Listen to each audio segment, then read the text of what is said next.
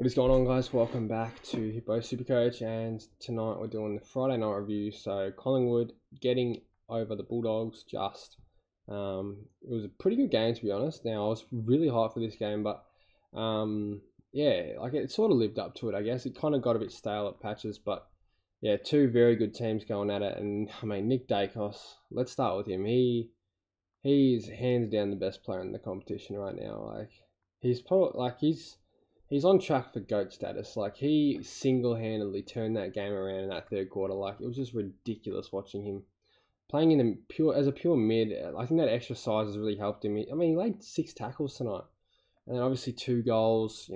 29 touches. Like, the kid is as damaging as anyone has ever been. Yeah, even that last play. I think it was the last kick he got of the game where it was a clearance out of their back line. And I think they were saying on the commentary, the Dogs had 2 extra numbers at that stoppage, and Dacos has just weaved his way through and lace out, hit a target. It's just fucking ridiculous. 99% of the league will just bomb that kick, but this kid is just built seriously different, and I'm so glad I own him and I started him. 139. If you VC'd him, very, very good job. The form he's in, it's hard to especially if you know teams aren't going to put time into him. I think Libba sort of went to him at parts tonight, but if you know teams aren't going to put time into him, you have to VCLC him because he's just an animal. The guy was good on return, 112. I feel like no one has him though right now. That's pretty much. Darcy Cameron, 81. I mean, this is pre-scaling, so I don't think he'll get scaled up too much. He was pretty average, to be honest. I'm not the biggest fan of Darcy Cameron. 34 hitouts is still okay, but yeah, I don't know. I don't know if this is going to be a good pick at this point. We'll have to wait and see. And that is really it for Collingwood. Let's talk about the Bulldogs, probably the most Supercoach relevant team in the last decade. Timmy English, 130, so I changed my VC to him last second. I'm happy with that. I'll take it. Very nice to get a captaincy out of the way early in the round. So yeah, 130 is definitely enough for me. Even if I had Bontempelli, I think I would take that too. 123, it's still a very good score at the end of the day. It's not worth risking someone dropping a really bad score like a lead scoring 84, because you just never know when these Uber premiums can do that. So I think take Bont's score if you have it. Obviously take English's. Obviously take Dacos's.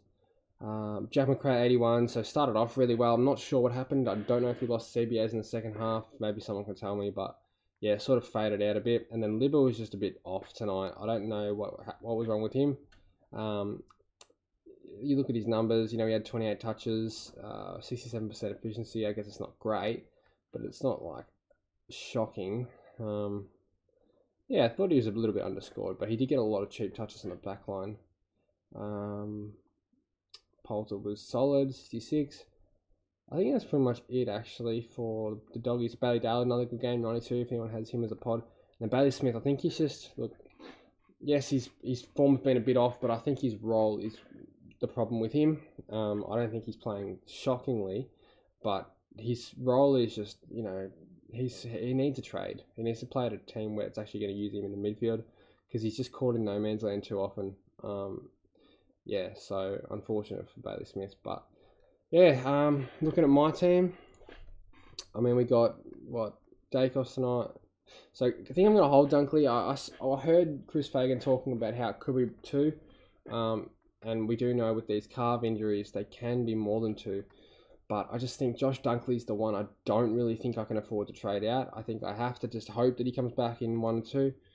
If it's 2 weeks, you know what, it is what it is. We field Winhager for those 2 weeks and hope for the best, but yeah, I mean, at this point, I think Josh Dunkley is going to be a must-have come Supercoach finals, and I think if you've got more than 5 trades, maybe you could consider it, and your full premium. But yeah, for me, I think I got to play it smart. Even Steele's another one. I think I had Steele out in my last video, but I think I'm leaning towards holding him just because Steele for Tom Green is, Green's obviously better, but I don't know if it's worth a trade, especially with me only having 3 left. So that's sort of where I stand. If anyone's got any opinions on that, feel free to let me know. If I could get Sarong, I probably would. Fortunately, I don't have the money to do that. But yeah, a little bit short. But that's it for the video, guys. Hope everyone enjoyed, and I'll see you in the next one.